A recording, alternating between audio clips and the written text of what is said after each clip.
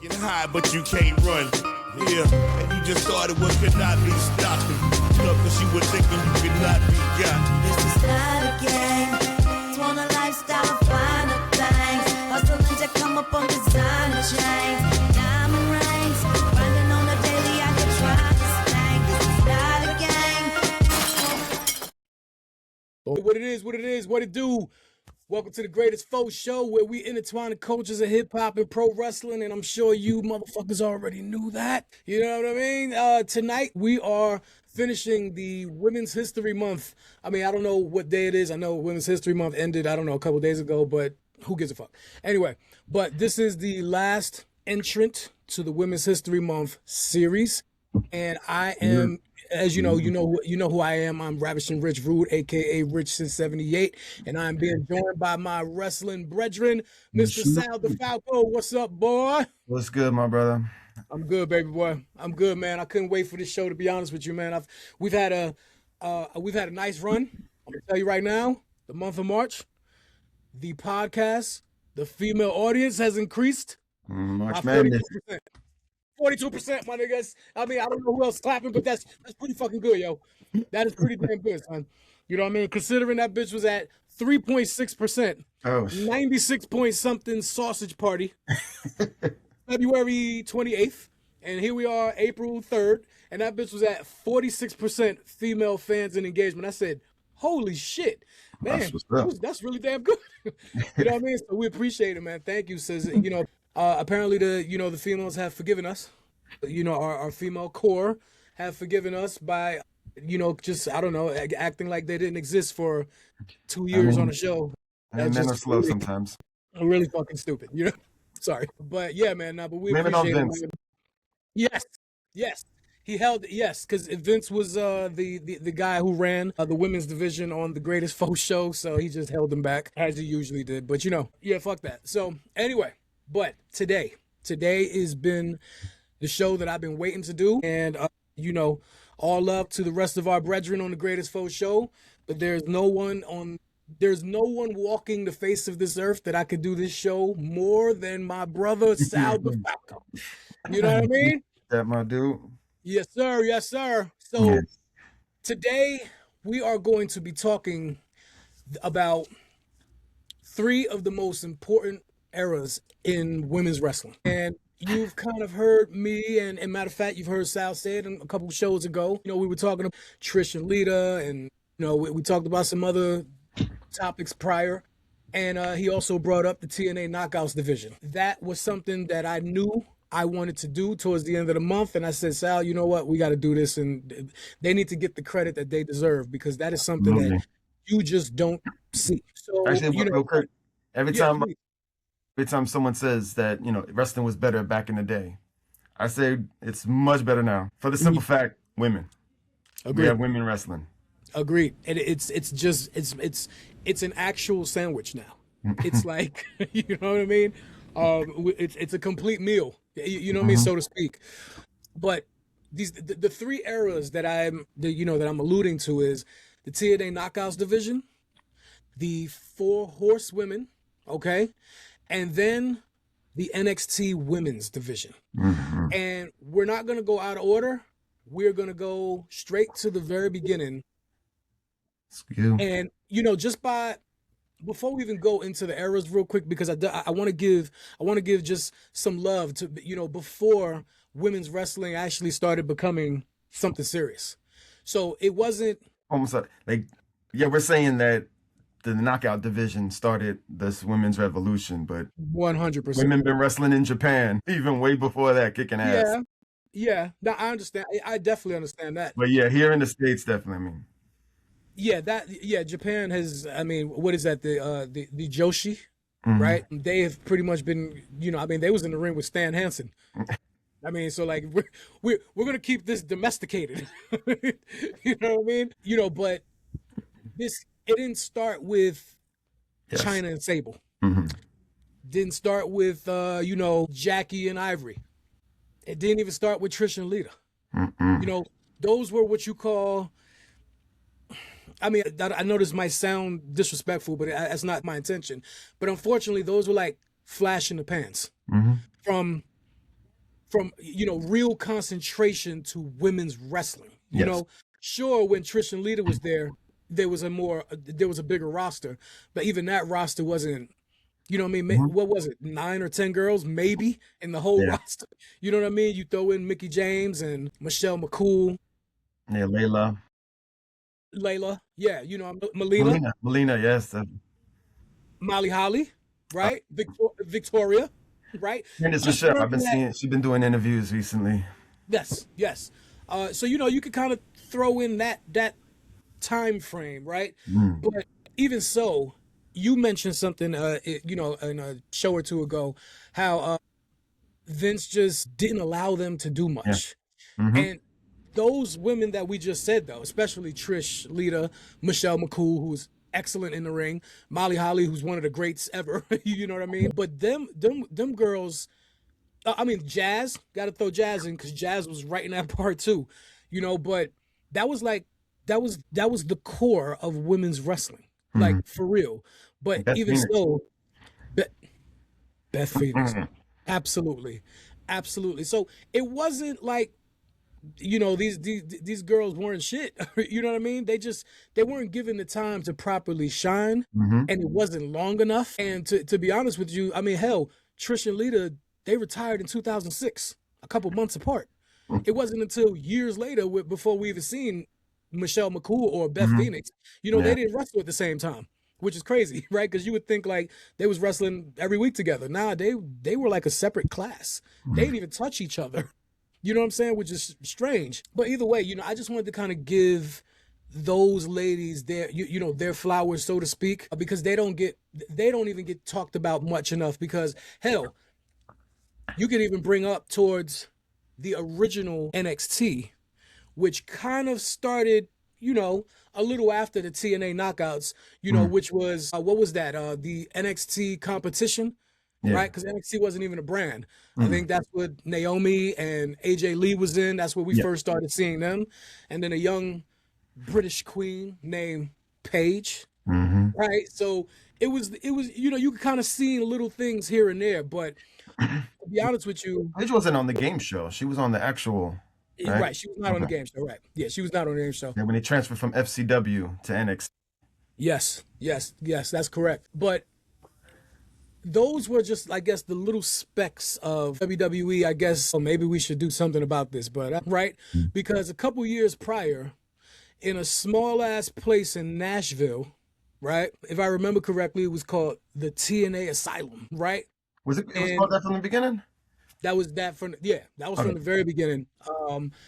So fast forward some years, 2007, 8, 9 is when all of a sudden, Gail Kim left the WWE.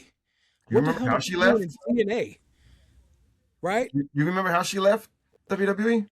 Tell audience. They were having a battle royal, a women's battle royal. And at that time, you didn't even have to go over the top rope because Vince said he didn't think women could go over the top rope. So they were able to go through the ropes at any point. And as soon as the bell rang, she just jumped out the ring and literally walked out of the WWE. Gail Kim was, Gail, I'm somehow, some way, this is going to get clipped, and I'm going to send this to you directly. You are my hero, okay? First of all, you're the very first woman, if I remember correctly, who ever won the WWE Women's Championship on their first match. And you left the company by doing that gangster shit that Sal just said. So let's clap. That just makes some noise for Gail Kim.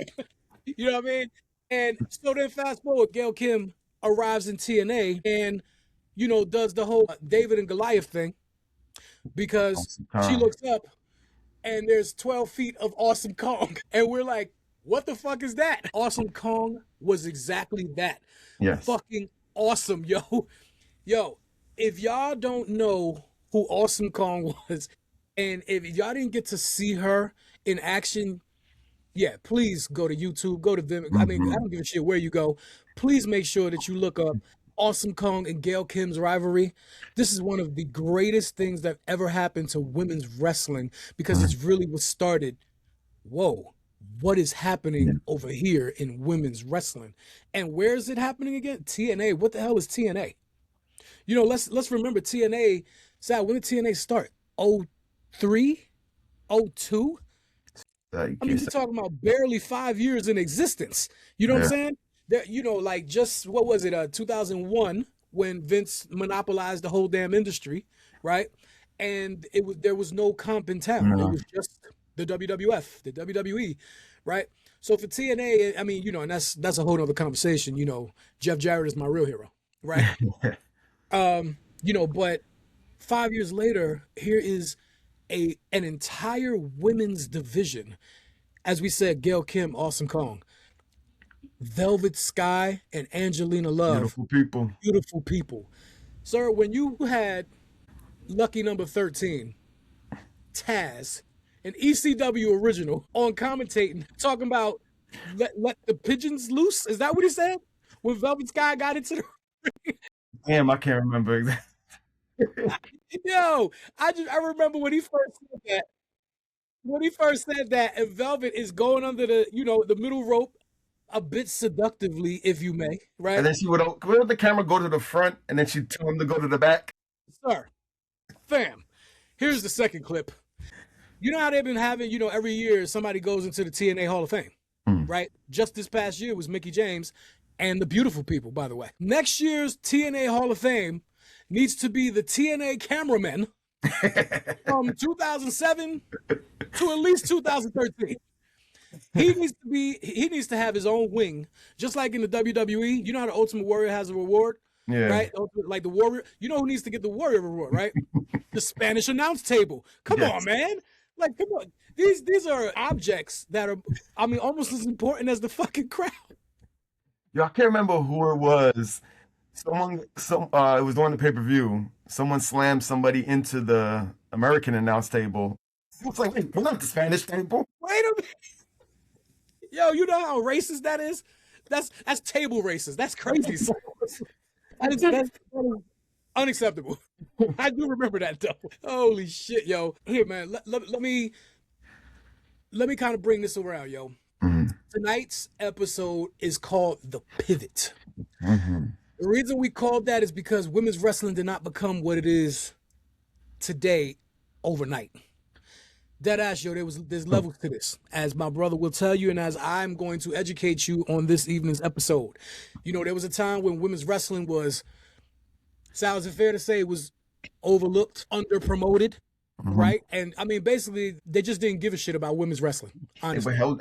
It's just what it is. Yep, it was held down. But then, everything started to shift, as I mentioned a little while ago with Gail Kim. You had the TNA Knockouts Division, which came in and said, nah, fuck that. Man. We could actually do this. We can actually perform. We can actually talk. You know what I mean? And we can still look good doing it. You know what I mean?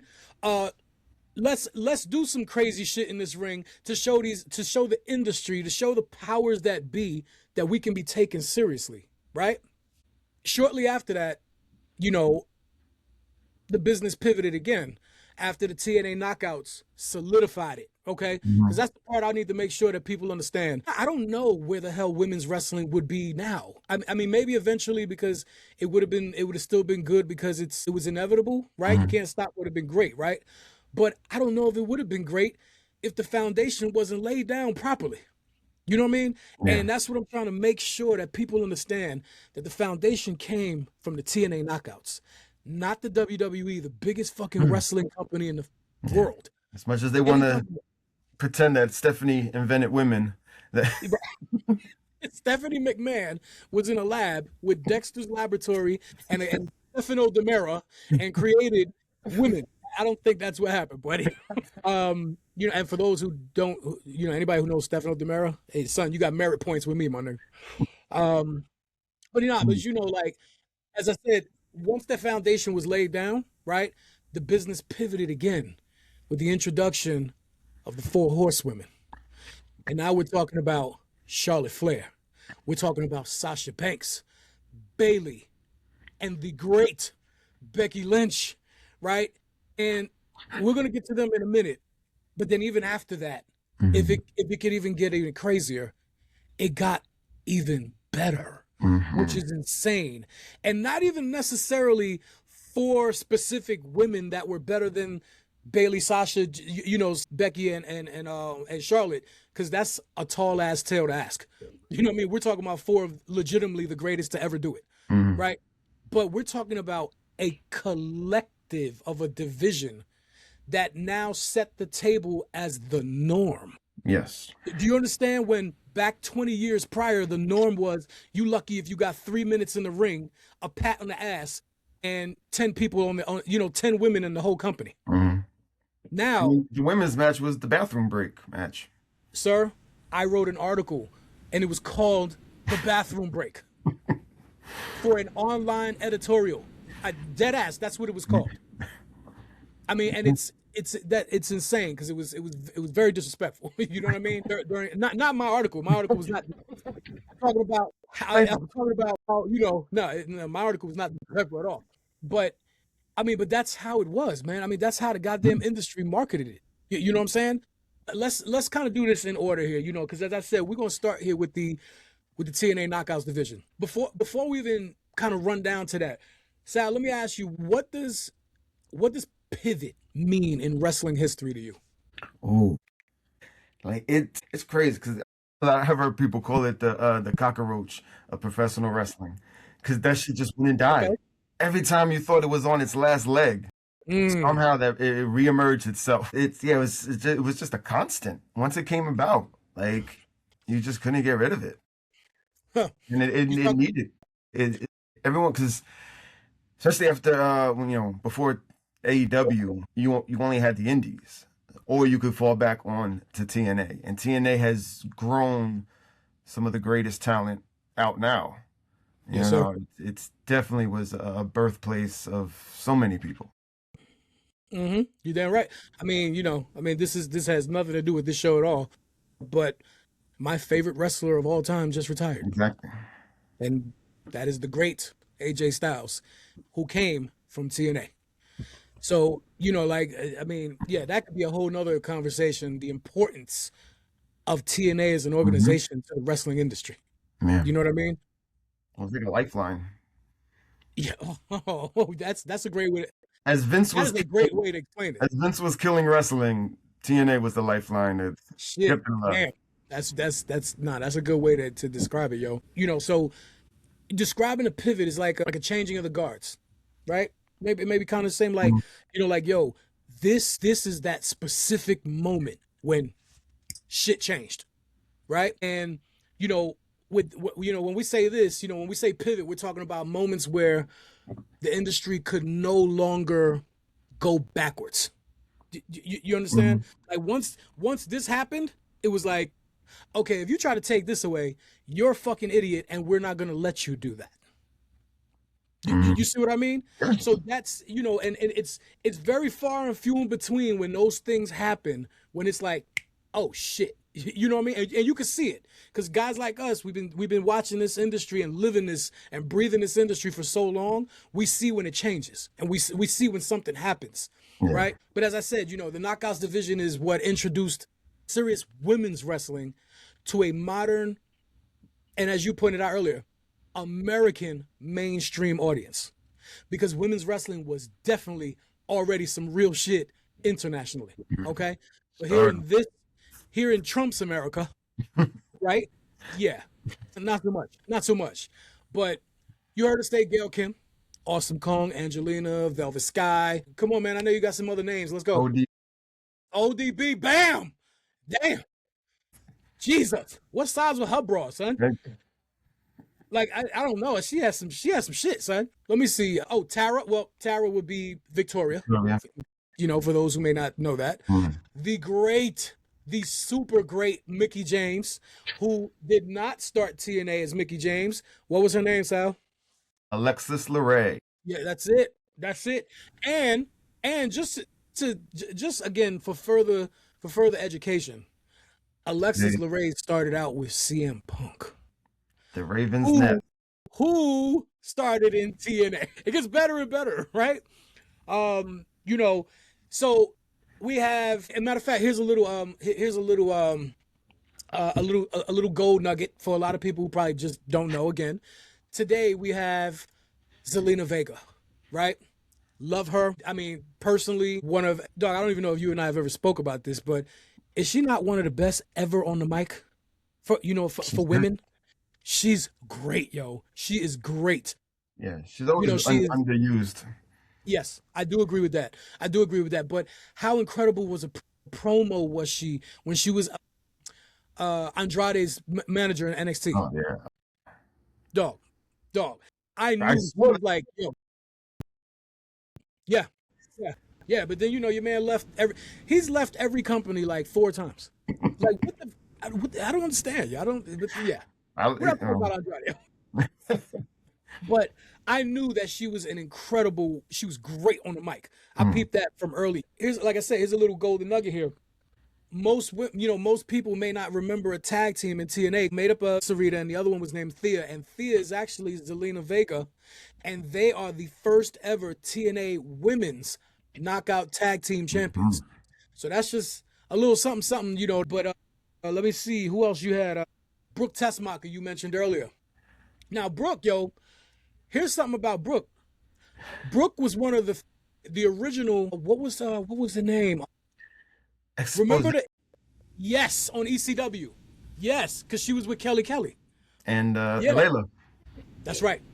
So and here we go. So this is the WWE completely watered down version of ECW, and in fact, Extreme Expose may have been the best part of the watered down ECW. Right? Am I? Is it right? Okay, without a doubt. But yeah, that's where. Yeah, I'm sure there's got to be some fucking. I'm trying to be healthy here, right? I'm sure there's got to be some yak around here somewhere after you just fucking said the zombie. Ain't this a bitch? Yo, what wasn't he the first match on ECW? So. Him and Sandman. Fucking awful. Anyway, Brooke Tessmacher. Brooke Tessmacher, absolutely. We had some other greats at TNA. But do you know why she got fired from WWE? No. They were having a Halloween Battle Royal, and they only did Battle Royals.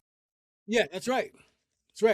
They were having a Halloween Battle Royal. She was dressed, I believe, as an Indian, and she had on furry boots. Now, Melina always wrestled in furry boots. Now, she only had these furry boots on because it was part of her Halloween costume. That's right. And Melina was like, I don't like that. And Vince said, get the fuck out of here. What a great way to go out. I mean, I don't see anything discriminatory or HR worthy. I don't see anything wrong with that. Yeah. How many other women left Battle Royals and went to TNA? Some old repeated pattern or some shit. Yo, man, how about now? Wait a minute, hold on, son, because earlier you had mentioned the voodoo chick. No, that's Roxy Laveau. Roxy Laveau was dope. So what her name again? Yeah, Roxy Laveau was dope, yo. No. You mentioned ODB. Oh yes. We can't. Like, to me, I think it's impossible to just kind of go over ODB like she was like a. Yo, remember when we used to collect baseball cards back in the day, basketball cards, right? And you had the superstar card, right? Then you had like the star, maybe the all-star. Oh shit, that's a little different. But then you had like the regulars, right? But you remember what those cards were called? No, I do not. They were called commons. Yes, okay, now that sounds familiar. That is so American awful. That's commons? Like, how you call somebody that? Like, pedestrians. Peasants and shit, you know what I mean? So I'm like, the reason I said that, I was like, wait, we can't just be, there's no way in hell that we talk about the TNA Knockouts and just go by ODB like she was a common. Yes. Okay? First of all, ODB stands for one dirty bitch. Not old dirty bastard as Wu-Tang Clan, but one dirty biatch. Why did we love her? Came to the ring with a flask and kept grabbing her teeth. Sir, was her flask in her cleavage? I believe so. I feel like it was. ODB, here's another clip. And if it's not, it's in the I'm just trying to tell you. Yo, I thought ODB was the coolest shit ever. Awesome. Okay, do you understand me? Like, I don't give a fuck what she was doing that night. If it could have just been a backstage segment. She could have just came out to like pour something out of her titty and on top of somebody and then left. She could have just came out and beat the shit out of somebody. I didn't care. I just wanted to see ODB. She was unlike anything we ever seen. Charisma was off the chain. Off the fucking chain. Dog, do you know that I don't know if it's her husband. It might be her husband. They have a food truck business right now. And it is incredibly successful. Yeah. And she was on TNA Wrestling last week. Did you know this? No. Her, Mickie James, and Taryn Terrell were on the show. Shit. It was great. They had it was like an old school type of thing that TNA did, which I was like, oh, this is great. And they had a six-women's tag team match. So they actually got in the ring. Yo, Taryn Terrell, dog. Taryn Terrell looks the same as 20 years ago. She's in phenomenal shape. I was like, yo, I love this girl, yo, and we're gonna talk about her in a minute. But seeing her and Mickie always looks great. But to see ODB, I was like, yo, fam, she had a damn halter top. You know those those small ass shirts that she got with those big ass bam knockers that everybody knows she got, right?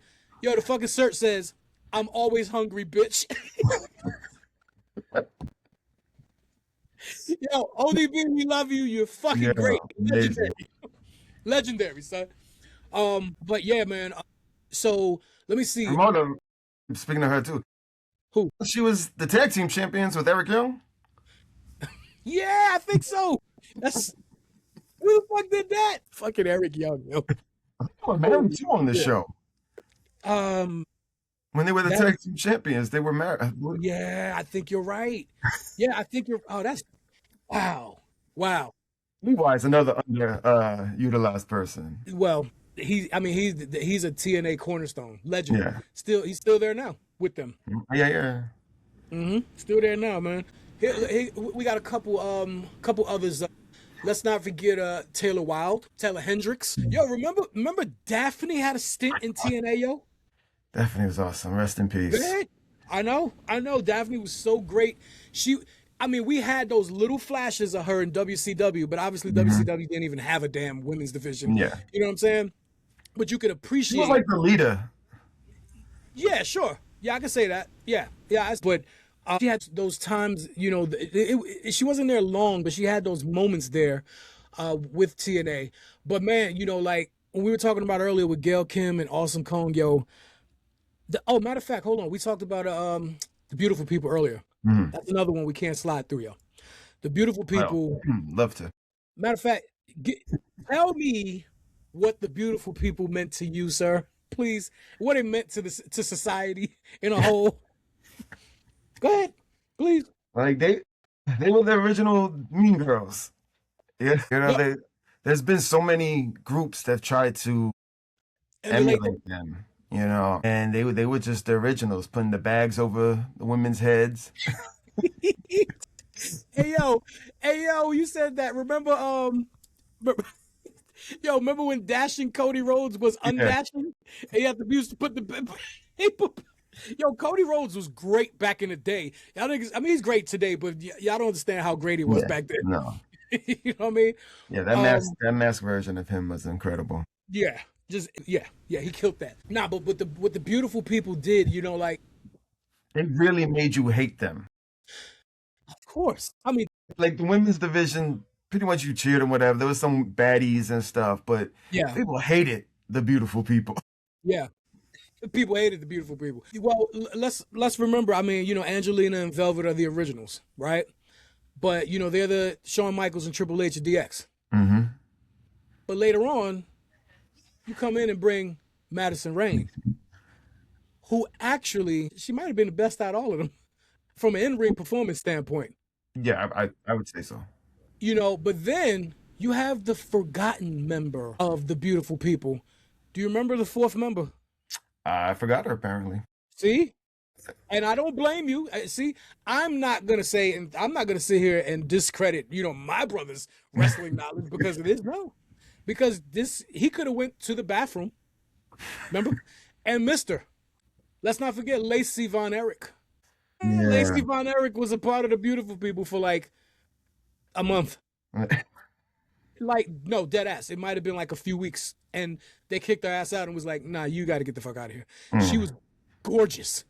Okay. But she was, what's the term? Very, very green. Green as grass. Right. And yeah, and just not good. Like in pretty, almost no aspect of the business did she inherit the blood of her brothers and uncles, so to speak. Right? Yeah, I remember her the name. I remember her wrestling. But I don't remember her. I remember her wrestling. Yeah. But you also had, you mentioned earlier, Tracy Brooks. Tracy Brooks started off as an announcer. She was there from the very, very beginning. And if I'm correct, I'm pretty sure she's married to Frankie Kazarian right now. And they've been together for decades. You know what I mean? A family and all. Yeah, and Frankie Kazarian is another super duper TNA legend. You know what I mean? But listen, man, so the knockouts established a foundation that, as we said earlier, we just never seen in American women's wrestling before. They were doing shit that we never seen. Like, sure, we discussed on the previous episode when we saw Lita come in from ECW, join the WWF in 2000, and doing Hurricane Ranas and doing, Spider-Man shit that we never seen women do before. Yeah, I get that. But it was just her.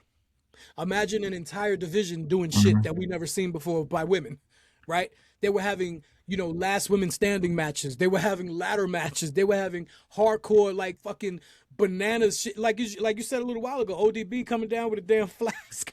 Like, they actually had storylines. Not just in-ring stuff. They actually had storylines. Right. They had storylines. And they were given the time by a true, I guess, how can I say this?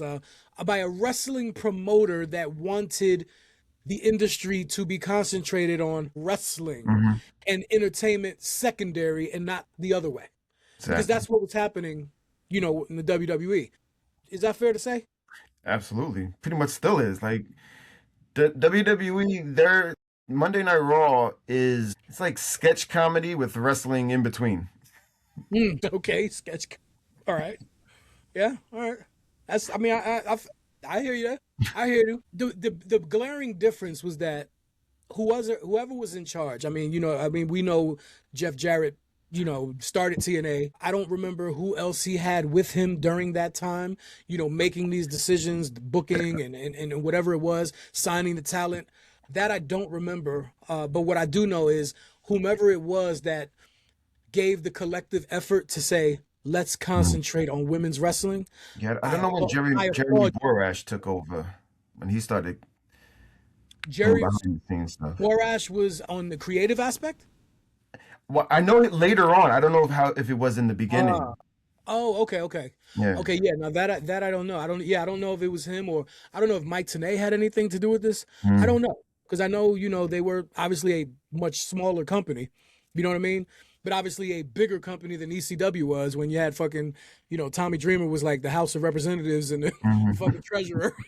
You know what I mean? Like, could you imagine fucking having the Sandman, handle your 401k? I don't think so, sir. But that's what Paul Heyman had his boys doing. ECW. Yeah. Everybody, fucking Bully Ray was like, like Merrill Lynch and shit. Like, what do you want him to do? Yeah. Dreamer also did all the shirt designs. That's right. That I know. But like I said, but the glaring difference in TNA was that they were not treated as a joke. You know what I mean? Their matches had identity. As you said, they had storylines. They were allowed to work longer and harder than most women's segments that we were seeing. You know what I mean? That was not the norm. What TNA was doing was not the norm. They said, fuck what we're seeing. We're going to create the norm. You know what I mean? So, and like we said earlier, a massive play to that was the feud of Gail Kim and Awesome Kong. They had personalities, valets and managers and brawlers and technical wrestlers. You know what I mean? It was such a great foray of talent where you were like, oh man, this is and then at the same time, you got to see AJ Styles and Samoa Joe and Kazarian and the Motor City Machine Guns and Beer Money. It was what is happening here? You know what I mean? Like, this is better than the fucking WWE. TNA was better than WWE for a few years. Yeah. Okay? For a few years, dog. You know, but like I said, a lot of that had to do, you know, with the women's division.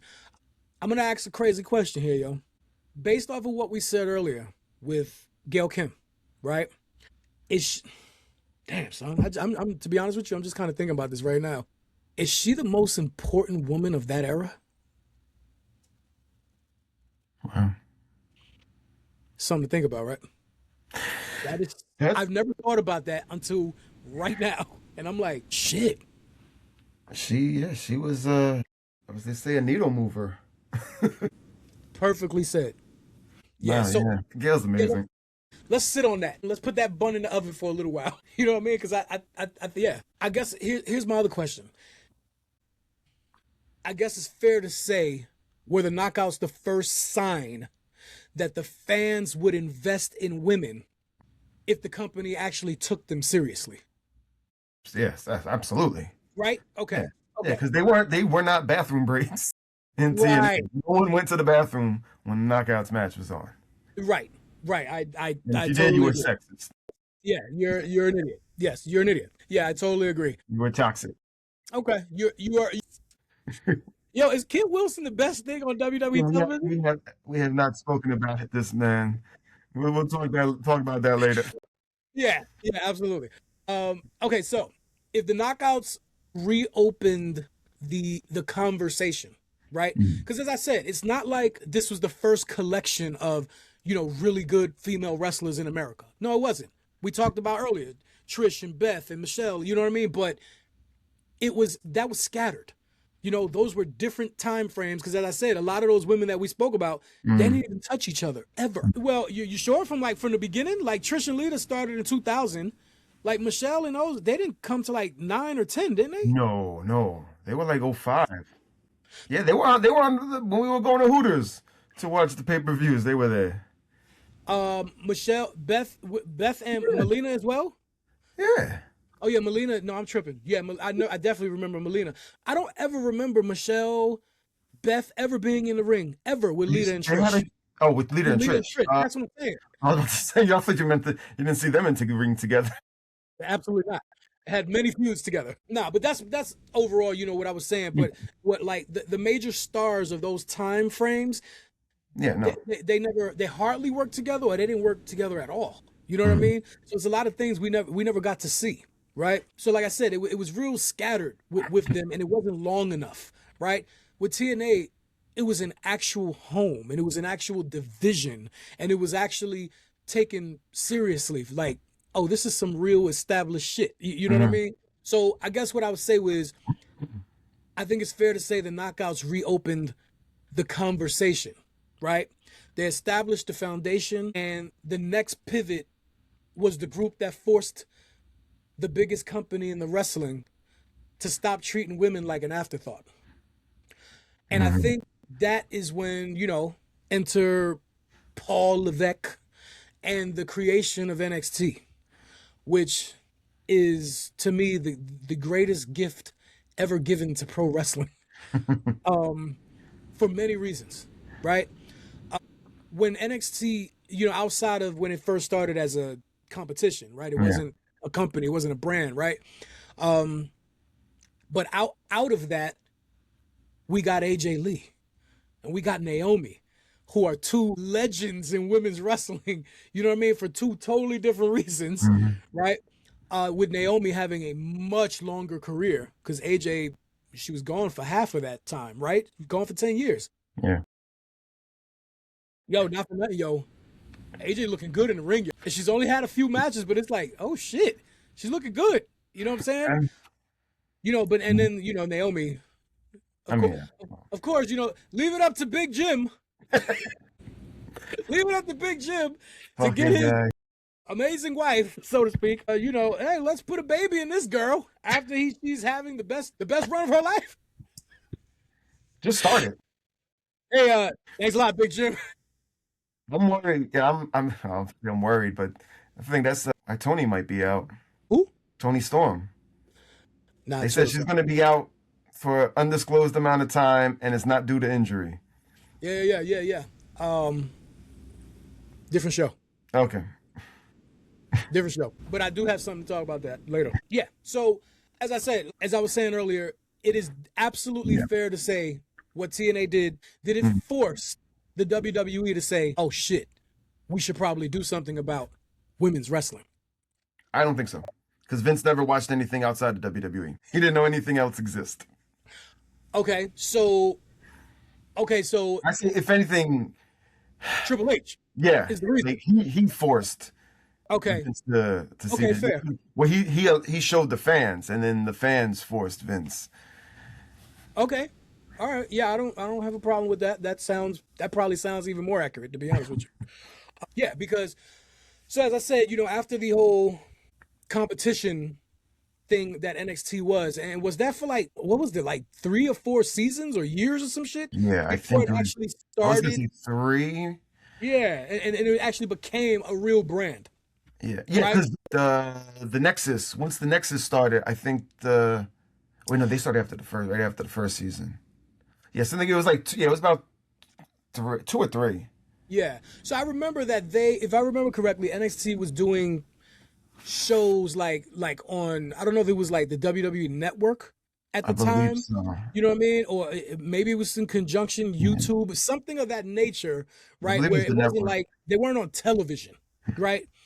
But I know that the roster, we were like, man, these young girls and gals, wow, what's going on over here? Who's this guy? Who's this dude? Who's this girl? After the game show, then they actually had a regular show. It transitioned to a regular show. Mm-hmm. William Regal was the GM, I believe. Yeah. And then Triple H came over when they dropped FCW, and FCW became NXT. Yeah. But they had that short stint. Yeah, that's correct. Yeah, that's definitely correct. Maxine, yes, that's right. That's right. Betamax. Not Betamax. No, you're right about that.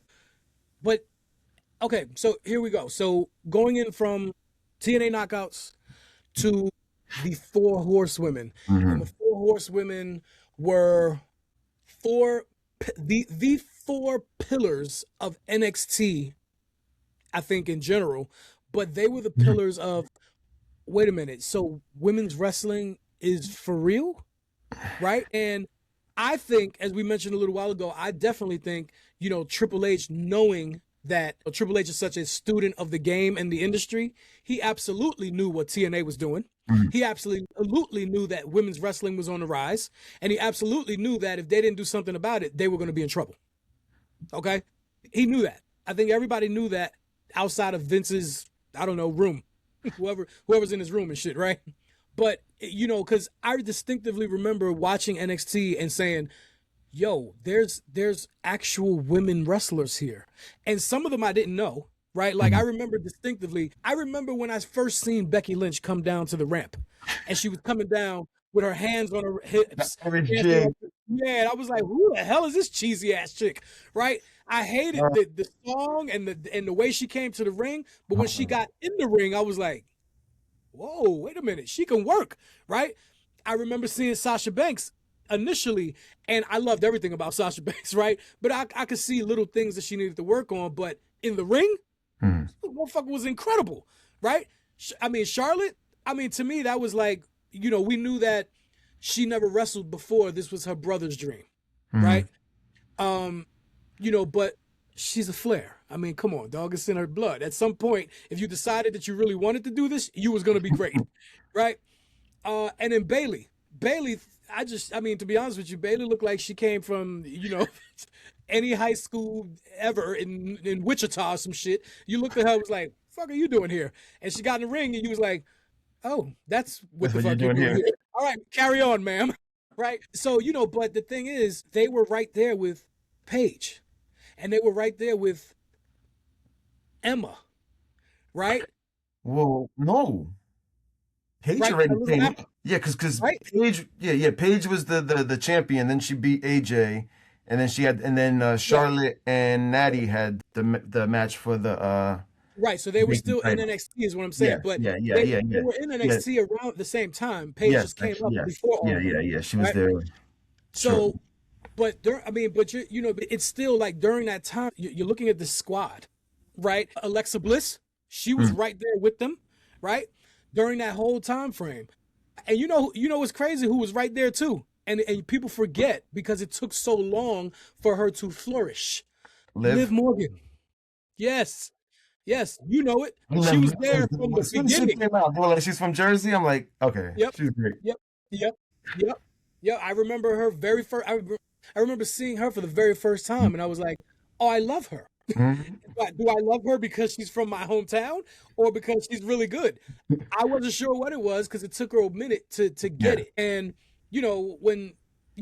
quick side note, but, obviously when Liv was brought up, she was brought up as a member of the Riot Squad. And obviously Ruby Riot was the leader because it was named after her, right?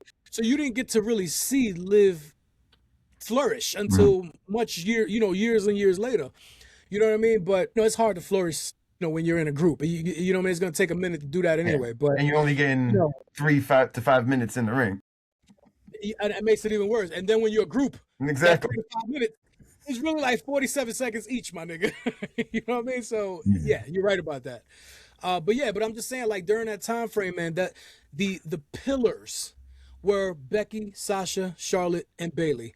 And so I have never in my life seen women's wrestling to that height. Even though we had just finished talking about the TNA Knockouts, right? That was more of a shared collective effort. Here we are talking about 4 women that were very young at that time. But you said something in one of our previous shows. You were like, matter of fact, it was the Kim and Foxy and the Trish and Lita show.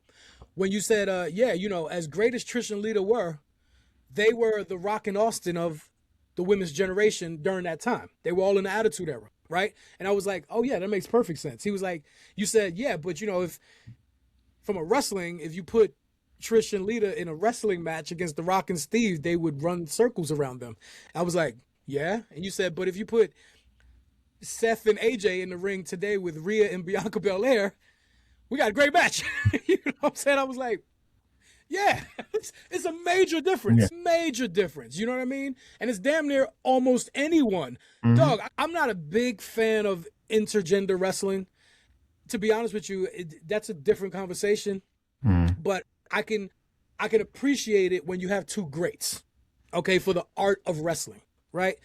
But I think because there's still that little piece of me that I want to hold on to because of my love for the business and my love for the art form, that I still want the good guy, bad guy story.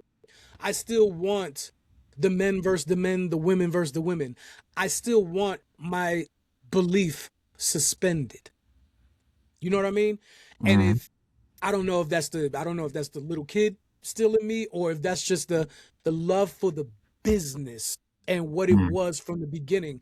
I don't know what that is, but I will tell you that's the reason why when I see an intergender match, I'm like, we already know that this is a show, but don't tell everybody it's a show. We talked this before. My argument was Rey Mysterio versus the Big Show. X-Pac being undefeated. Against Kane. Zach Gowen, the 18-year-old one-legged Zach Gowen beating the Big Show. Sir, that's called stupid booking. I don't know what to say. I don't know. I guess that's probably why I've always loved why Brock was a monster. Because Brock's, to my understanding, first of all, most people actually love Brock, working with him as well in the industry. Because I've spoken to people, I know people. I had a great actual one-on-one conversation with Shelton Benjamin back in December, backstage at an AEW event. And we were talking about Brock Lesnar. And he said, most people, if not all people, love working with Brock. Is he stiff like a motherfucker? Yes, he is. But we're talking about the mind that Brock Lesnar has. Yeah. If Brock likes you, he'll selfly, obviously with Oba. Yeah. Like Shelton told me that. Exactly. He said, if he fucks with you, you're going to have one of the greatest nights of your life, because Brock Lesnar, matter of fact, and this is what Shelton Benjamin said directly to me, Brock Lesnar is the Thanos of our universe. Mm-hmm. And I said, all right. If he snaps his fingers, you will be gone. Right. You will be. That's all he had to do. He could, yes. That's exactly what he said. So as we were saying, you know, why was the Four Horsewomen so important, right? Becky, is all right, let's put it like this. Becky Lynch, biggest mainstream breakout, or would you say Sasha? Tough, right? It's one of them. Yeah, I want to say Sasha just because she's been in The Mandalorian. Okay, fair. You know, Becky's just getting her feet started. She was in Star Trek, right? Yeah. Becky was in Star Trek. Crazy. I don't know if was it a full role or just a cameo? Yeah, I've seen. Oh no, that I don't know. Yeah, Okay. that I don't know. But what I'm saying is, like, outside of the actual wrestling and how all four of them being great technicians, great performers in general, right? They have mainstream presence, presentation, match influence, emotional storytelling. I mean, dog, it's not a lot of people walking the face of the earth, because I think it's only, I don't know, 15,000 of us in the entire world that can say that they were in the building live and saw Sasha Banks versus Bayley at NXT TakeOver. I was one of them with my 3 sons in the building, okay, at the Barclays Center, and felt some shit that dog. I'm trying to tell you something, yo. Okay, you're one of the very few that will understand this, right? Someone asked me fairly recently, a few months back, hey, do you remember the first match you ever went to? And I said, actually, yeah. It was at the Meadowlands Arena, formerly known as the Brendan Byrne Arena, right? In East Rutherford, New Jersey. And it may have been 1983, 1984. And my grandfather and dad took me to the Meadowlands Arena, and I actually saw Ricky Steamboat versus Randy Savage in a house show. Wow. That was the first time I was at a live show, okay? Wow.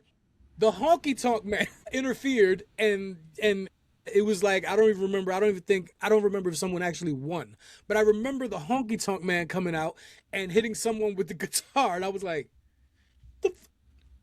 how they getting away with this? This nigga hit him with a guitar. Like, I remember this shit, right? And it was a house show, is what I'm saying.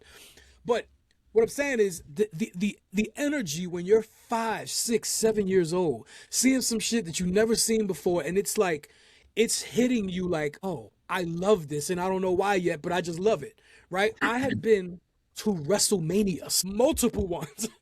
You and I have shared incredible events together. Right? Raw, SmackDown. We were at King of the Ring. I mean, dog, is that the greatest King of the Ring ever?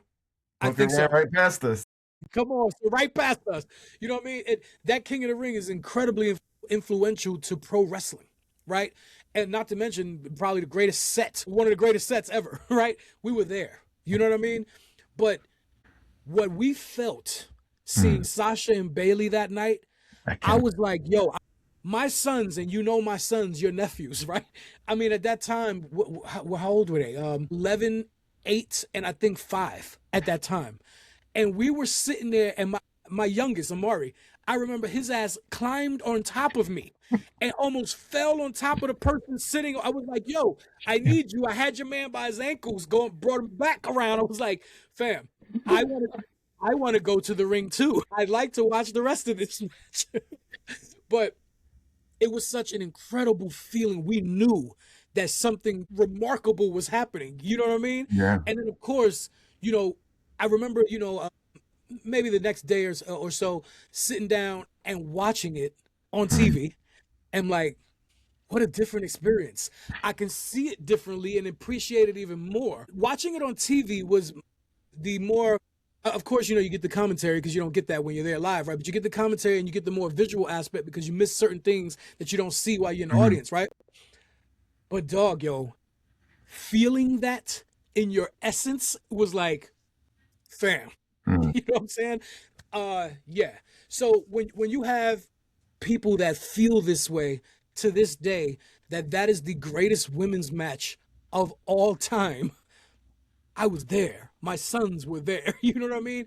That shit it's still I got goosebumps right now. I don't know if you can see it. You know what I mean?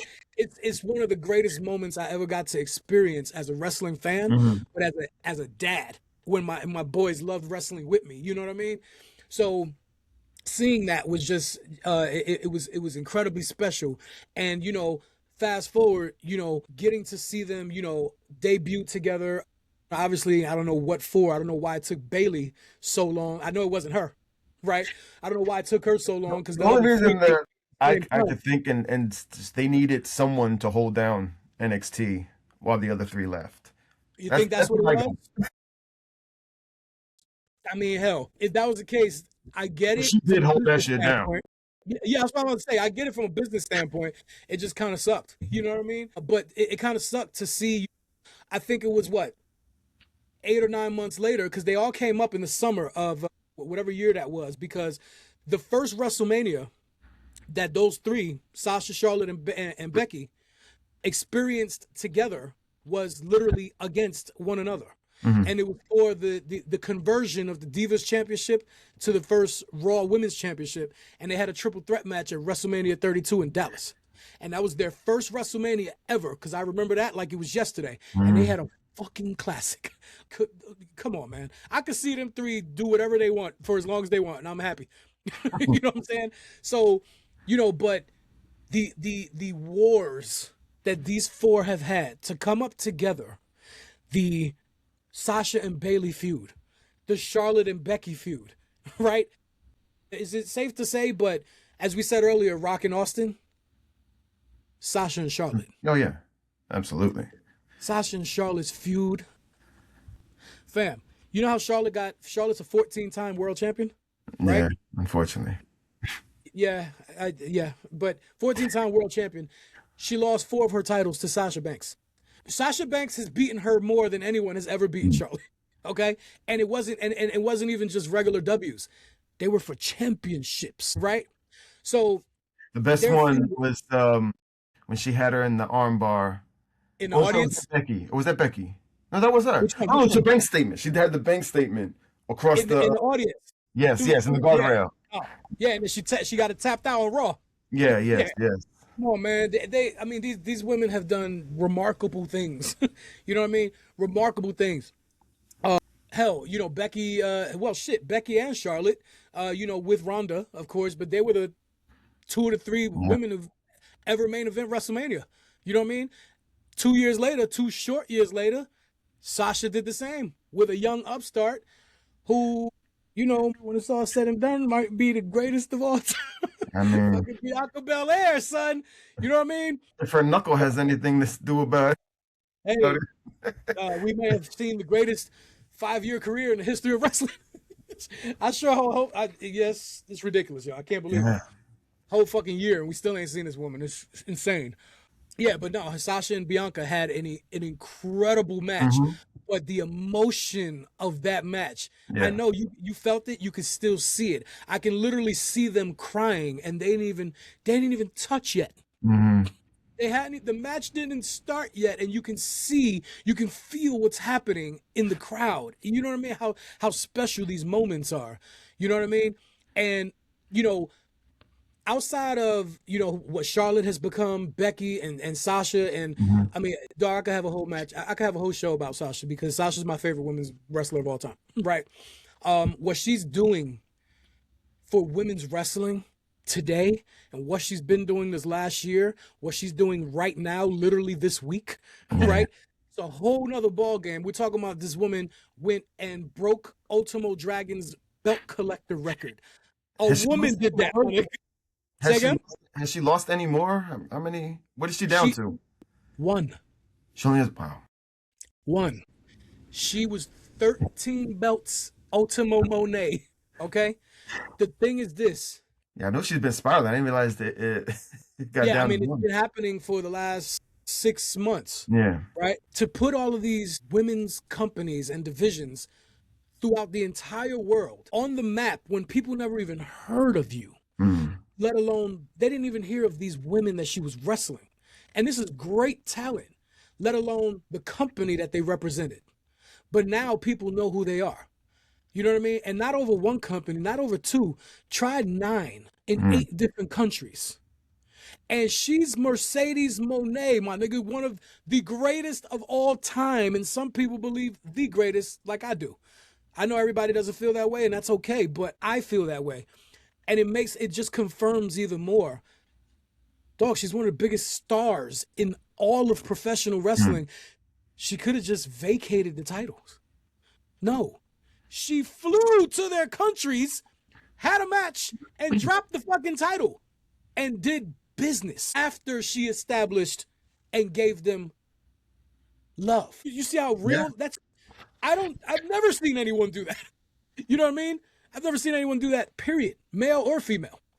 You know what I mean? So what she's doing for professional wrestling, it just even catapults her even more. It's insane. You know what I mean? Adds to my love for AEW because Tony Khan lets her do that. Yes, 100%. Yes, 100%. Before we move on from the Four Horsewomen, there's no way we can't talk about, because it is strange. And maybe it's because this is just the way it's been from the beginning. But Bayley always seems to be the one that's on the shadow. You know what I mean? They're in the background of the other 3, as if Bayley isn't a 5-time women's champion, as if she's not a Royal Rumble winner, a Money in the Bank winner, right? Incredible match after incredible match, right? First tag team champion, first women's tag team champion. Yeah, with Sasha, right? But I think maybe even more important than any of that shit that we just said, what she just established with her school, which I know you're aware of, right? Yeah, I had a feeling you were going to say that. Yes. Lodestone. I don't know where the name comes from, but the name of it is Lodestone, and she just created this 3-day event with women from all over the world, where she put out a simple tweet, a social media post, and said, I'm thinking about this. I want to do this. If you're interested, send me this, and I'm going to look over every single one of your submissions, because I know it's going to be a lot to submit. I appreciate it, but I can only take but so much. But she looked over every single one of them herself and picked, I think it was 30 or maybe 40 altogether. It was somewhere in that range. But here's a whole school, and I seen all this footage of 3 days of these women having the greatest experience they've ever, you know what I mean? And not only by Bayley being the one who created and started this whole thing, but she had Bianca there. She had Natalia there. I think Rhea was there also for a few hours, kind of speaking to these women in the ring, touching them. I mean, could you imagine how an amazing opportunity this is, right? And did you see that Nikki Blackheart is officially signed now? No, she got yes, she's officially signed with the WWE now. Oh, that shit. Came from the 3-day weekend with Lodestone. Yeah. What the fuck? She's you know amazing. What I mean? Like, amazing. It's crazy.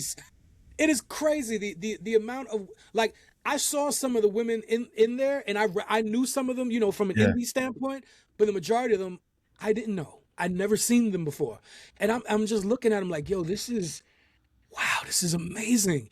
And Bayley did this. Yo, these fucking women they're great. Like Charlotte, Becky, Sasha, you know what I mean? Mercedes, Bayley, like, they have all attributed to this business things that you will never see again. Like, I don't know if we'll ever see it again, but as a collective, dog, like you could think of, hey, was there another Four Horsewomen class? I don't know. Rhea, Bianca, Io Sky, right? Raquel Rodriguez, they all came up together. That's a hell of a class right there. You know what I mean? But can they ever be the original Four Horsewomen? You know what I mean? Like, it's special. It's special. And I think I just need to make sure that the world knows that these women deserve the credit, all the credit in the world. Is there, I guess, before we move on from the Horsewomen, right? Let me ask you, who do you think has had the best body of work out of those four? I'm gonna say Sasha, because like I said, going to all these different places, she's experienced more. She's wrestled more variety of women. Yeah. Yeah, I definitely would say Okay. Sasha. Okay. I would agree with that. Is she? Well, would she be okay? Well, wait a minute, because I was about to ask. So, out of those four, is there a centerpiece?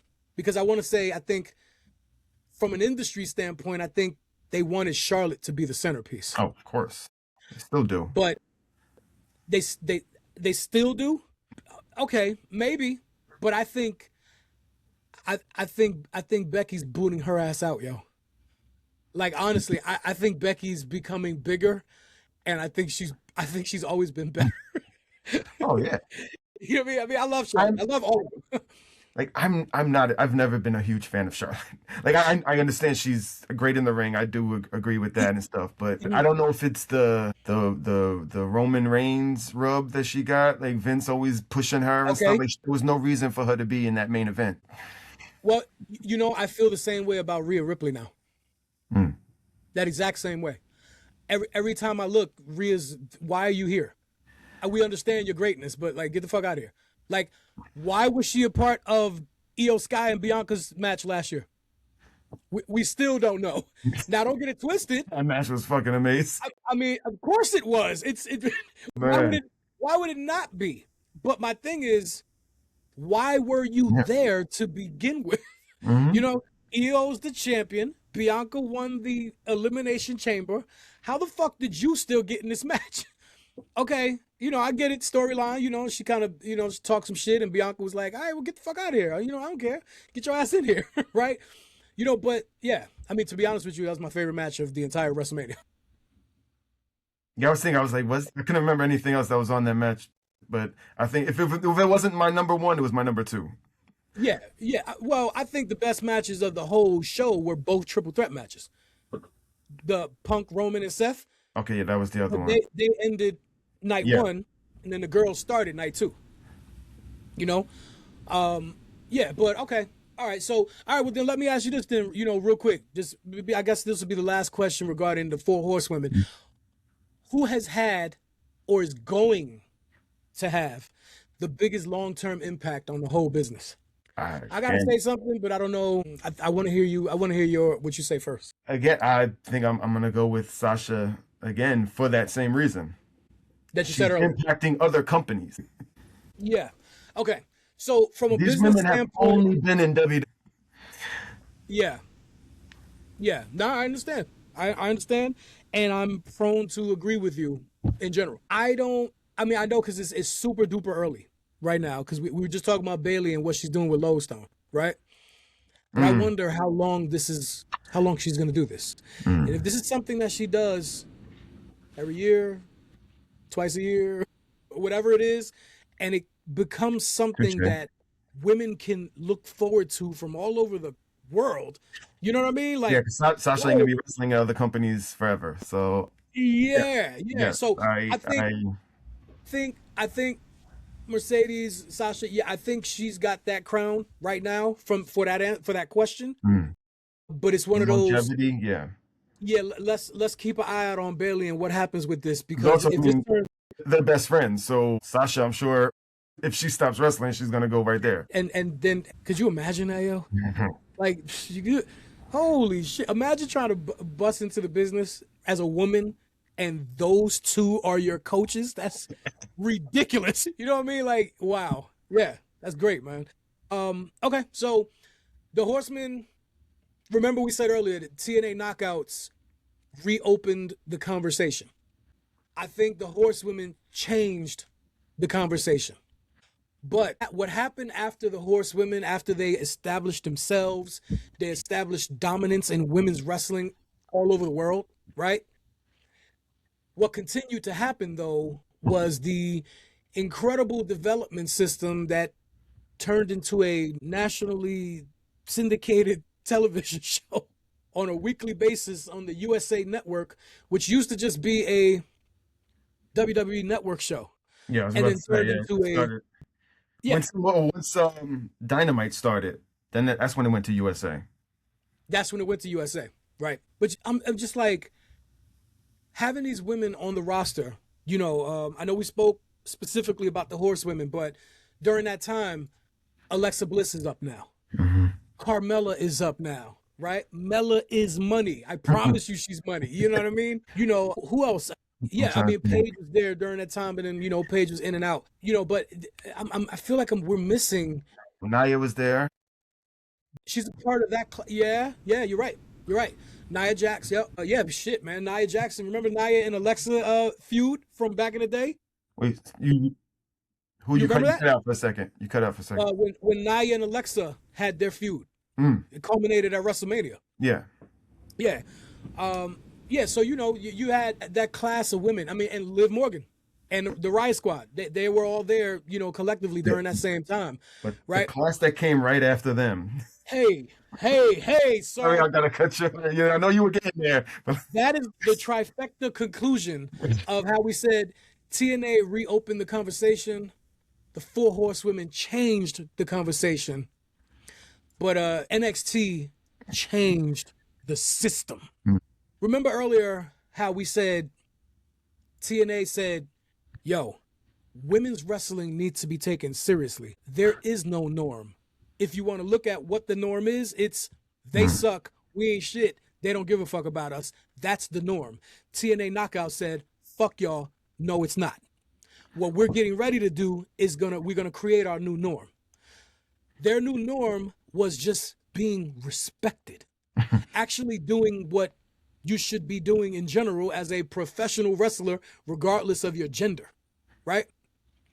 But what the NXT women's division did after the Four Horsewomen and all the other girls that came with them or right after them, they paved a whole different way where the norm was no longer, we're automatically getting 5 minutes today. I don't mean that sarcastically, but could you imagine that was the norm? Where women were happy with, oh, we got 5 minutes today? My God. Yo, for real? Hey, yo, only 3 people went to the bathroom today? Shit. You know, first of all, that's fucked up, right? But could you imagine how that whole shit completely changed to when Asuka joined NXT?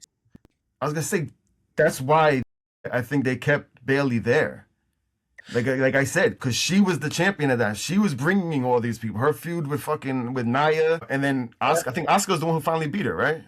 Yeah, yes. And we're going to get to Asuka. Matter of fact, I said Asuka prematurely. My bad. Y'all ain't even hear me say, what is Asuka? Who is that? I ain't say that yet. Ember Moon. God, I forgot that. Originally Athena. Who's still Athena now? Oh my God. Yeah, who's still Athena now? But during NXT, right? Our forever NWA, Ring of Honor Women's Champion, our forever champion, the same champion that, you know, me and her got beef from AEW All In. Oh, yeah. Wait, what happened? Wait. Oh, okay. Yeah, so I told you, yo, I'm in this shit. Y'all, I'm in the business now. Anyway, but listen, Ember Moon, the real Shayna Baszler, okay? Io Shirai. You heard what I said? Yeah. You heard what I said, right? The real Kyrie Sane, Bianca Belair, Lacey Evans, Rhea Ripley, the original Rhea Ripley, okay? Not, you know, I mean, don't get it twisted. Today's Rhea Ripley's incredible too. But I'm sorry, when we first saw Rhea Ripley, I was like, who is this gorgeous Australian, tall, massive glass of pitching water who looks like Tony Storm stretched out? Wow. Either way, they're both wow, right? Shit, Tony Storm. Oh, yeah. She was there during this time. Ridiculous, okay? Like, son. What the fucking women were there? Candice LeRae, Dakota Kai, Nikki Cross. Like, what the fuck? Nikki Cross and Amber Moon. Oh, no, it was Asuka. Nikki Cross and Asuka had that. The ladder match. Was it? No, I think it was the hardcore match, and they fell through the table. Then it ended with them falling through the table. Yes, yeah, on NXT television. Yes, incredible match. But the Asuka and Ember Moon feud, their matches, dog. I'm telling you right now. You know how we specialize in counterparts, right? I've never done this before, but maybe we need to do this in the future. What if we do a counterparts of matches, of gender matches? Is it fair to say that Asuka Ember Moon feud was Johnny Gargano, Tommaso Ciampa? It wasn't that intense because of the link. Like they weren't best friends, but that's I mean, they beat the holy shit out of each other, and the feud was just, it was emotional. You know what I mean? And it was, oh my god, yo, their feud was so incredible. But we talking about NXT Asuka was just incredible. Is NXT Asuka Brock Lesnar? Yeah. He said, yeah, sure. No arguments. No arguments. Actually, maybe I'll say Shayna Baszler was because Asuka was undefeated. Damn. So what? Jesus. Then I put Asuka past damn. So Asuka's past Goldberg and Brock Lesnar. Damn. Yo. So Asuka, if I'm freestyling this right now, but was her reign over 800 days? I feel. Am I tripping? Was it over 2 years? I feel like we're supposed to, like, you know. Yeah. Are we poor excuses for journalists? Is that what I don't know. I feel like to be a journalist. You did. Neither did I. I feel like we're doing this. Yeah, neither did I. But just all I know is that for a very fucking long time, no one beat her. No one beat her to the point where Triple H and Stephanie McMahon came down to the ring on NXT television and gave her a bouquet of flowers. And I looked at that, I was like, what are you doing? It was their way of saying, I want you to smell these while everyone else can smell them, because no one can beat you. And we need you to give us the belt because the women's division is going to die because you're going to win every match. That is what happened. And she looked at them and said, for me, I have to give you the belt? No. Yo, Asuka is Asuka, yo. Who is better than Asuka? I don't understand, yo. Yo, son. Wow, how special was that, yo? There was, I forgot which episode it was. Someone had mentioned about Asuka getting her ass kicked by a man. Yes. That was, who was that, though? It was, the murder grandpa. Minoru Suzuki. What? Yeah, beat the fucking piss. See the match? Yes. Yeah, actually, I think I said there was I seen a short documentary about it. It was about her, about Asuka, and they talked about it. I gotta see if I still have it saved. I'll send it to you. So, and I'm gonna go find it. I need to go see it now. Holy shit, I didn't know that. He broke her nose, and I mean, black eyes, just. Why? He walked in the house and she cheated on him or something? Like, what? Well, what the fuck happened? Yeah, Asuka had a lot of heat when she first started wrestling in Japan. Yeah, I knew that. Because back then she felt like they were just pushing the pretty people and all this stuff, and she was just strong style and was just fucking people up, and yeah, she got blackballed for a while. Started her own federation. Wow. I just in clips. Or even the Chelsea Green one. Penta and Chelsea Green was ridiculous. Yeah, yo, I'm just saying. Hold on, son. Chelsea Green, yo. Yeah. First of all, she has nothing to do with this show. Because we're talking about eras. But you know what? Fuck that. She needs to be mentioned. She is the first and fourth greatest women's United States champion of all time. And the longest and the youngest. Just trying to make sure. I just want you to know that I salute you. And she's still the what is it? The intergender triple champion. Yes. As she should be. Her and Ethan Page should have never lost those championships ever. Well, she didn't. He did. Come on, Ethan. What is wrong? First of all, Ethan Page is also my favorite guy in the entire world. Okay.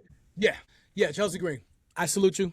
I will continue to write your name in the ballot. Like voted. Like earlier. When we was up for council and governor of Atlanta, because that's where we live right now. I put in Chelsea Green. As you should. Yeah, I needed her to know, and I wanted you to know, and I wanted everybody to know that I will always vote for Chelsea Green. Okay. Let's see. Oh yeah. So as we said, the NXT division, as we mentioned those ridiculous names, Ember and Asuka and the beginning. Oh, wait a minute. Hold on. We can't because a lot of these names were birthed. I was going to bring that in the back of my mind. The Mae You know Young. what I'm getting ready to say? The Mae Young Classic. I've been waiting for a time to say that, so I was going to bring that up. How the fuck can we talk about women's wrestling and what the Mae Young Classic brought? That was one of my favorite tournaments I ever seen from beginning to end, and the being able to follow it through and see these women from all over the world that most of them I never seen before. Some of them was like folklore, like shit, she is real. You know what I mean? I remember reading about her in the magazine or something like that in PWI. Yes. But there was so many women that we never seen before. Yeah, the first time I saw Raquel, I was like, yo, why is she losing? Why is she losing? Right. But I'm gonna tell you now, the two that stood out to me immediately was Bianca Belair. I knew it. I knew she's got galactical star written all over her. But the other one was Lacey Evans. Lacey Evans is one of my favorite characters maybe ever. Wow. What a scathing bitch from the Gilded Age of the 1920s with a charisma type, you know what I mean? Like, Lacey Evans was how fucking naturally great was she as a heel? No. You know what I mean? And her finisher was called the Woman's Right. I didn't like that as a finisher, though. I didn't even give a shit what it was. The name of it, okay. The Woman's Right, right? And then it was a right hand, you know what I mean? Because she's throwing punches throughout the match. Throwing punches throughout the match. But I loved everything about her presentation, her entrance, her walk, her theme music at that time. You know what I mean? I was a massive fan of Lacey Evans. But it was wasn't Io was in that tournament, right? I think she was. Rhea Ripley was in that. Yeah, they had two. I'm not sure. I think Io was in the second. They had two. Oh, it was two Mae Young Classics. Yeah. Kyrie won the first one, right? Kyrie Sane won the first one, right? Actually, I think Io did Io win one? I want to say Io won the first one and Kyrie won the second. No, I don't think so. So we got to find it out. We definitely got to find it out. I will tell you that I'm probably messed up in the head because at the same time the Cruiserweight Classic was happening, which was also great. Yeah, I think it was in between those two. Yeah, I just love tournaments. You know what I mean? I love being able to follow and seeing who lasts. You know what I mean? That's why I love King of the Ring. King of the Ring used to be great. Exactly. Love that, man. Love that. But the Mae Young Classic, man, it did wonders for women's wrestling. Yeah. You know what I mean? So many of them came out. So many greats that we see today came out of that. You know what I mean? I used to sit down with my wife and daughter to watch them. See how dope that is, yo? You know what I mean? See how dope that is? Oh, you know what? Who else? Mercedes Martinez, Shotzi Blackheart, Kaylee Ray, who is Alba Fire. Some people may not know that. Maybe you do. What was the one? What was her name? That kept getting injured. She got injured in both of them. Tegan Knox. Tegan. She was good. and like you said, just horrible luck. Horrible luck. Oh, my God. She tried so hard to finish that second one. Yep. And it was against Rhea, by the way. It was against Rhea. I remember that shit now. I distinctly remember that now. Yeah, but so you have this incredible roster and all happening at the same time as a collective. Like, as we said, the TNA Knockouts, the Four Horsewomen, and then the NXT Women's Division. It was like, I know we talked about the TNA Knockouts because that was a collective division, but it was the beginning. And then in between, the four galactical superstars kicked the fucking doors off the hinges, right? And then after that, because once you blow the doors off the hinges, that's when it makes way more room in the house. Way more people can come in. And that's why you have so many women flooding in from everywhere. And that's when you get this incredible roster of what NXT put together during that time. You know what I mean? They changed the system, not to be confused with the Undisputed Era. Shocking the system. Maybe they did. Maybe the women's division was the Undisputed Era. I don't know. It makes sense. I want to push back on that a little bit. Okay. Because that was in NXT. On the main roster, they still were only getting one segment, not much time. So it didn't change it completely. That was during when? That was not during when Triple H would send them up to Vince. Like, Vince still was not pushing women. You mean when the Horsewomen came up? Yeah. Like, he was on. Like I said, last that long. Not with them. Not with them. Sasha and Charlotte wasn't having 3 or 4 minute matches, dog. No. I'm talking about minute. Okay, no. But there was still only one women's match. You know, like wasn't.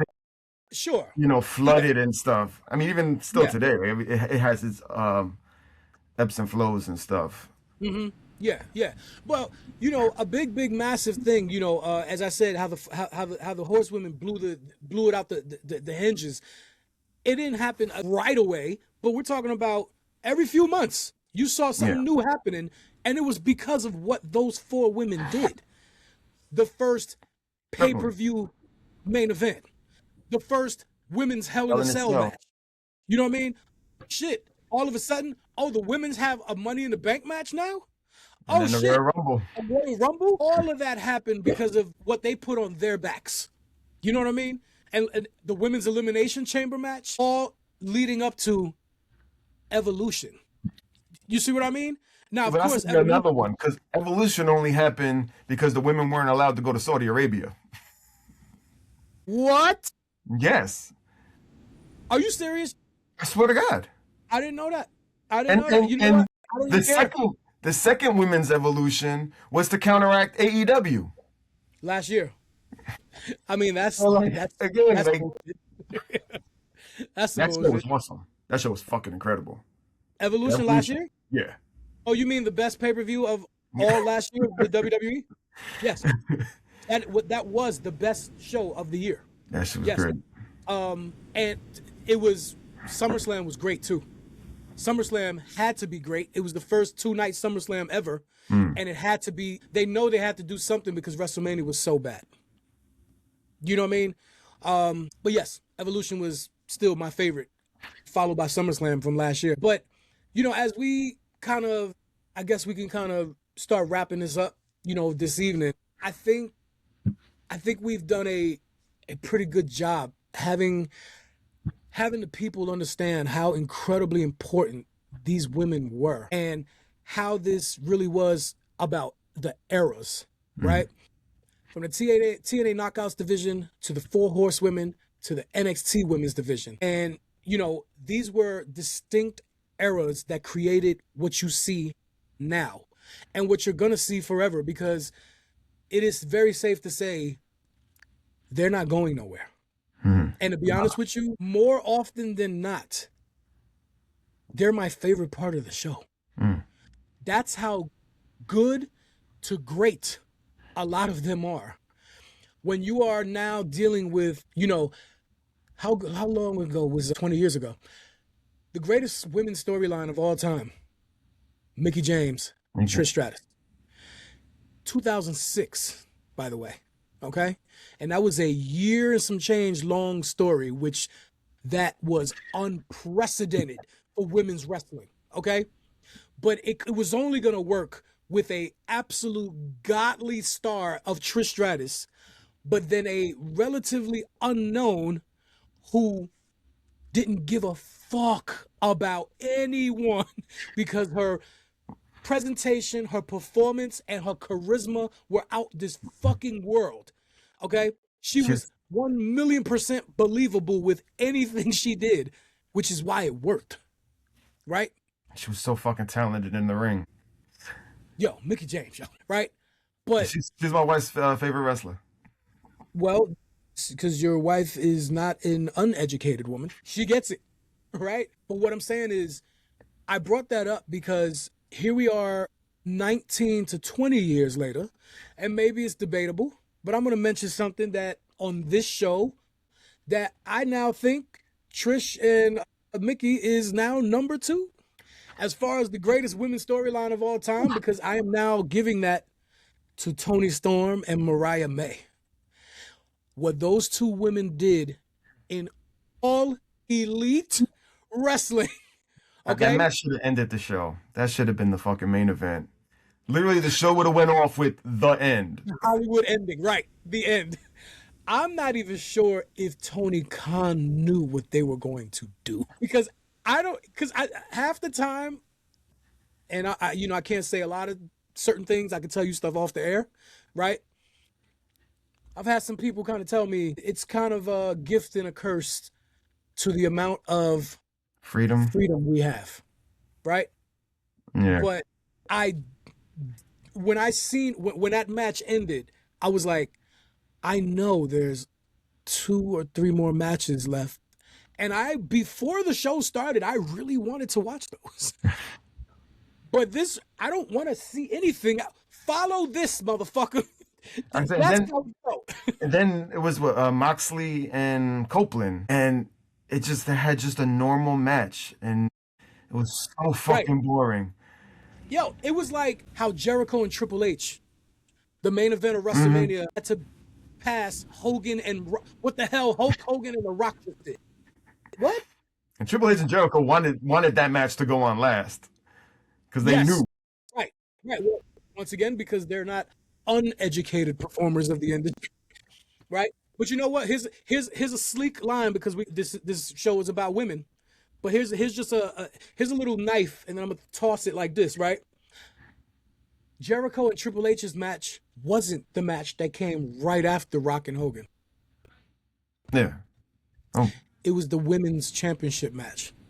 Well, I was gonna say this earlier too. The women having to come after the Rock and Hulk Hogan. They would do that on purpose. They would always. I know. I never understood why they would always have the women's match right before, because it was always short and meaningless.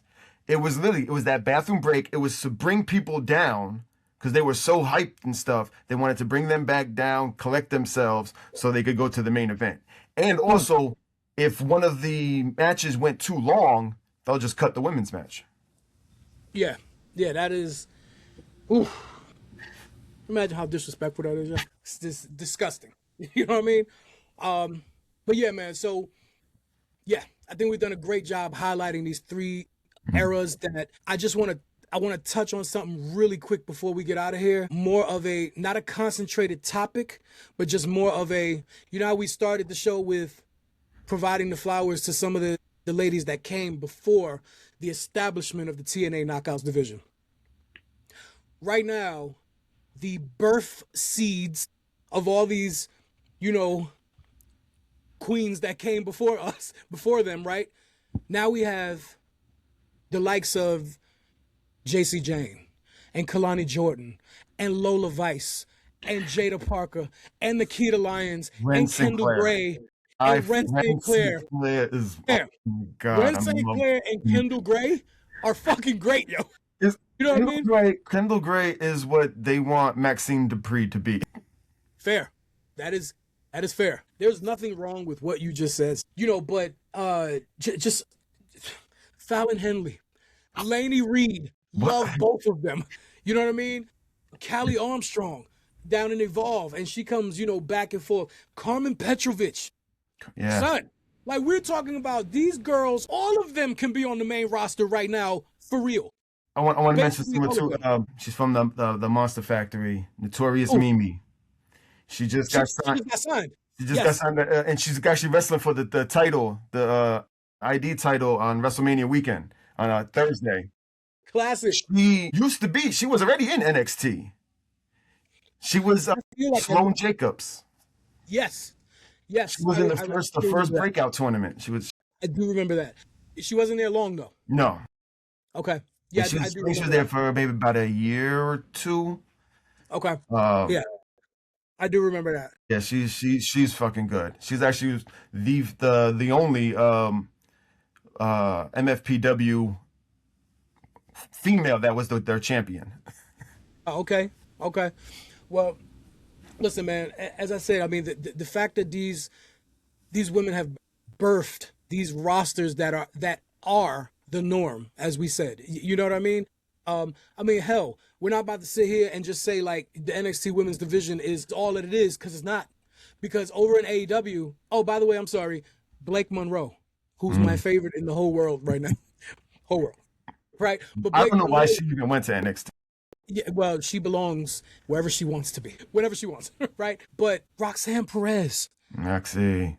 Julia, Stephanie Vaquer. I mean, come on, man. Like, what are you talking about? These women on the main roster now, but they came from NXT, the now NXT that you see. Like, these are, like, this shit is no joke. You know what I mean? And then, as I said, over and on in AEW, Toni Storm. Willow Nightingale. Willow's my favorite. Willow is my favorite wrestler, right? Female wrestler right now. Son. Fucking love Willow since Ring of Honor. That's when I first saw her in Ring of Honor. Because I don't really like the bubbly personality and everything, but she could turn it up. Yeah. You know, so I fucking love Willow. Yes. I've had the pleasure of meeting her multiple times. You mentioned this. Yes. I've been called a lucky bastard. You are. Yeah. Willow, boy. Imagine being the cameraman interviewing Willow Nightingale with Stevie Ray right next to you. That happened. So, but yeah, Willow, Chris Statlander, Tekla, and the Triangle of Madness, Sky Blue and Julia Hart, Jamie Hayter and Alex Windsor. Are you nuts? Queen Aminata is amazing. You know what I mean? Like, yo, the women of pro wrestling are like my favorite thing, not because women are my favorite thing in general, as they are, right? But what they are doing, you know what? You know how we're going to end this today, Sal? The great Corey Graves said when Cody Rhodes came back to the WWE, WrestleMania, surprise opponent for Seth Rollins. Do you remember what Corey Graves said as Cody Rhodes was walking down the ramp? I do not. Well, this is the way we're going to end today's show. The women of today's professional wrestling landscape went from underutilized and underlooked to undeniable. And that is how massive and how real of a statement is that. You know what I mean? From overlooked to overbooked. You know what I mean? It is a complete 180. And that is what Corey Graves was saying in retrospect to how Cody Rhodes came back home after what he did from leaving, and everyone in all of professional wrestling knowing what he did and how much he had to do with the inception of an entire wrestling company, right? Only to leave on his own regard to come back home to finish what his dad could never accomplish. Come on, man. I mean, listen, yeah, this is not about Cody Rhodes' story, but it is eerily similar, is it not? You know what I mean? So, fam, thank you for joining me here this evening. We're going to get this out in a couple days. This is finalizing our Women's History Month. But as I told you, you know, our female core audience has grown exponentially in the last 5 weeks. And I'm super incredibly excited and thankful for that, as I have massively, I think it's because they might like me, because maybe they might, you know, the ladies might say, yo, hey, he's got a forgiving face. You know, Q said, hey, ladies, better late than never. And I lost like 3,000 followers. I was like, what the fuck's wrong with you? Why would you say that? What do you mean? I was like, yo, so you know, they all believe that's bullshit. You got to be honest, man. You know what I mean? Get over it. Hey, you know, we didn't even mention Tiffany Stratton. Oh, Tiffy time. I mean, Jade Cargill. I mean, fucking carved out of granite. You know what I mean? I know a lot of people have their ups and downs about her. Jade's one who should have went to NXT. I agree. I do agree with that. When you look like Storm from Charles Xavier's Academy, they probably like, fam, she should be, Storm, controlling. Tatara. Yeah, I get it. So, hold up. We didn't even say Sol Ruka. Oh, so Zarya, like Tatum Paxley. Fuck. Like, the reason we didn't do this because Megan Bain. Megan Bayne and Lena Cross. What? The current AEW women's tag team champions? I'm just saying, yo, like, we're not doing, a matter of fact, being that we're here, we mentioned Nikki Blackheart earlier, right? Mm-hmm. I wanted to, there were two independent women's wrestlers that I wanted to mention before we leave. Nikki Blackheart was one of them, but now she's WWE, which is great. But the other one is a fourth rope star, aka West Side Gun's promotion, right? And West Side Gun gets all kinds of love, and him and Smoke Dizzy get love on this show because what they're doing for the industry is literally what this show is about. You know what I mean? It's literally what this show is about: hip hop and pro wrestling culture, right? Their main girl on their roster is Tiara James. Top tier Tiara James. If you don't know her, Sal, the audience, if y'all don't know who Tiara James is, you will on this show, because I'm going to make sure that you do. She is incredible. I met her in the Heels Have Eyes show when they were here in Atlanta 2 years ago, and I saw it there. I was like, oh, she's the one. She's the next. Yep, she's the next one. Fam, she was just in Tokyo. How many indie wrestlers do you know are in Tokyo, Japan on tour? The fuck, yo? She's the next one. Top tier Tiara James. Look up, make sure you invest in her because she's gonna be the next one. So we're gonna get up out of here. From this point forward, as everybody knows, yes, we are finishing our ode to Women's History Month, but this don't mean that the next time we talk about women is next March. No. We already learned our lesson. I've already been digitally smacked up like 8 times already. No. So yeah, I hope you've already worked on some more counterparts too. Yeah, no, come on, man. We got a bunch of these shits coming out now. You know what I mean? Like I said, the women have laid the smackdown on me, and they are officially a part of the show, as they should have been from the beginning. So anyway, yo, again, we are out of here. Please remember to follow us on all social media platforms at The Greatest F.O.E. Show. And you can sign up on our email newsletter. Make sure you get all the new episodes as they come out. We're on all DSPs right now. Legitimately, you can go on thegreatestfo.com. All the episodes are directly on there. You get everything on email, YouTube, Spotify, Apple Music, Panera Bread, sure, or Pandora. I mean, yo, what if I go on to Panera Bread and be like, yo, fam, is that my voice? That's kind of good. You gotta get a QR code up in there. Yeah, right. That's pretty fucking dope. Let me get that bagel right quick. Yo, man, thank you for joining us again. We up out of here. Greatest F.O.E. Well, what happened to the love of the art of professional wrestling? All I could think of was, man, let me get my hands on this and I will show them a way. I will show them the way. Okay, we need to find some place that will accept these ideas, that will accept this vision, that will look into the future, that will bring hip-hop into wrestling.